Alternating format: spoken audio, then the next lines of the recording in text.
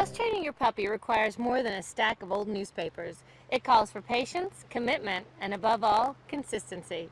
Hi, I'm Kathy Santo for Iams with Howdini, and today we're going to talk about how to house train your puppy. A trusting and consistent relationship is fundamental to successful house training. The more consistent you are, the faster your puppy will learn. House training a puppy can take several weeks and sometimes longer with smaller breeds. The first step to house training your puppy is to establish a routine.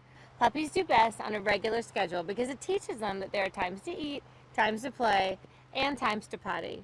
As a general rule, a puppy can control his bladder about an hour for every month of age. So if your puppy is only 3 months old, he can probably only hold it for about 3 hours, if not less. Make sure to take him right out after he wakes up, during and after playtime, and after eating or drinking, because these are times he's most likely to have to go. If you work and are unable to take your puppy outside as often as needed, you could hire a dog walker to give your puppy his necessary breaks. I recommend picking a specific bathroom spot outside and always taking him there first when he's on a leash.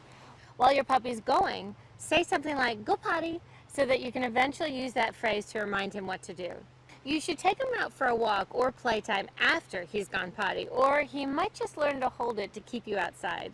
Reward your puppy every time he goes potty outdoors with praise or a treat, but make sure to do so immediately before he goes back into the house.